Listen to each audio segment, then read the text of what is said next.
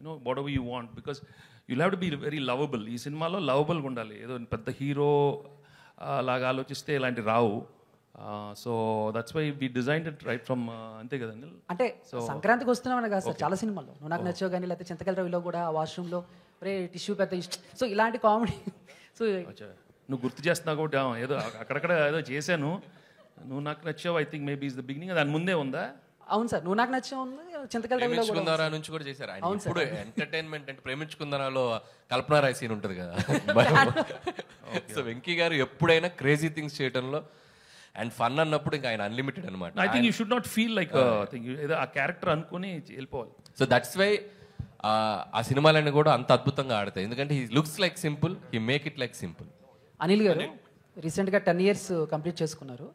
మీరు ఈ దశాబ్దంలో చేసింది ఎన్ని సినిమాలు అయినా శతాబ్దం గుర్తుండేలా చేశారు.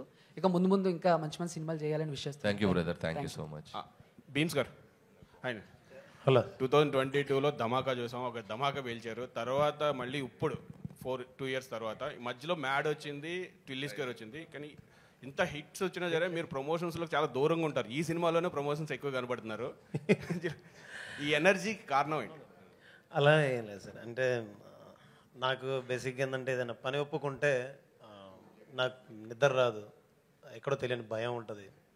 బాగా చేయాలి, మనం చాలా బిగ్ అంటే పెద్ద బాధ్యత కదా.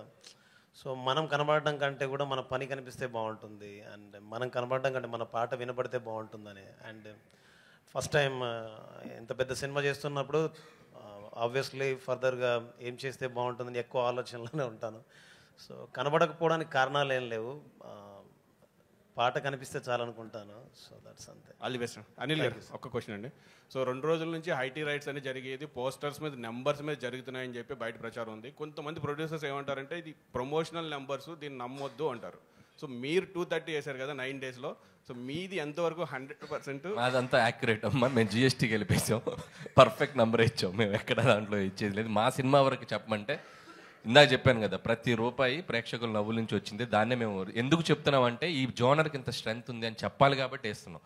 యాక్చువల్గా అయితే అంత చెప్పుకోవాల్సిన ఇది కూడా ఏముంది, సినిమా సక్సెస్ అయిపోయింది, జనాలు చూసేశారు. But yes, these kind of family genre films and entertainment films have a great pull. ఇంకొక 5-6 సినిమాలు ఎవరైనా అటెంప్ట్ చేస్తారు. సో ఈ సినిమాకి ఎంత ఉందంటే ఇంకా దానికి అడిషనల్గా చేయడానికి కూడా మనం బాగుంటుందని చెప్పి we are showcasing it. Yes, this film have this strength అని. అంతే. All the best. వెంకటేష్ గారు. హాయ్ వెంకటేష్ గారు. వెంకటేష్ గారు. మూర్తి గారు. వెంకటేష్ గారు, నేను క్యాజువల్ ఇక్కడ కూర్చుంటాను, రండి. రాట్లేదు. ఇప్పుడు చెప్పండి సార్.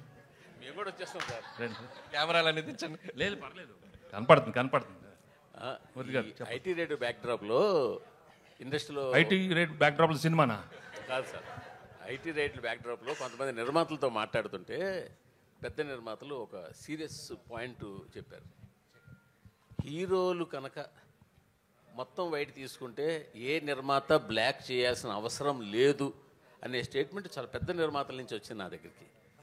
హీరోలు బ్లాక్ తీసుకోకపోతే మేము ఇంకెవరికి బ్లాక్ ఇవ్వాల్సిన పని లేదు. ఇండస్ట్రీలో ఒక టెక్నీషియన్ కానీ, ఒక వర్క్ కానీ, దేనికి కానీ ఇవ్వాల్సిన పని లేదు. ఓన్లీ ఫర్ హీరోల కోసమే మేము బ్లాక్ ఇవ్వాల్సి వస్తుంది. ఆ బ్లాక్ ఇచ్చిన దానికి కూడా మేము బ్లాక్లో ఇంట్రెస్ట్ కట్టాల్సి వస్తుందని ఒక పెద్ద 2-3 నిర్మాతలు కనిపిస్తుంది. సో దీని మీ ఒపీనియన్ ఏంటి? నేను మిగతా ఒపీనియన్ నాకు తెలియదు కదా, నేను ఫుల్ వైట్ అయిపోయింది. వెంకటేష్ బాబు, వైట్లో వైట్ తీసుకునేది ఇంతే, నేను ఎక్కువ లేదు.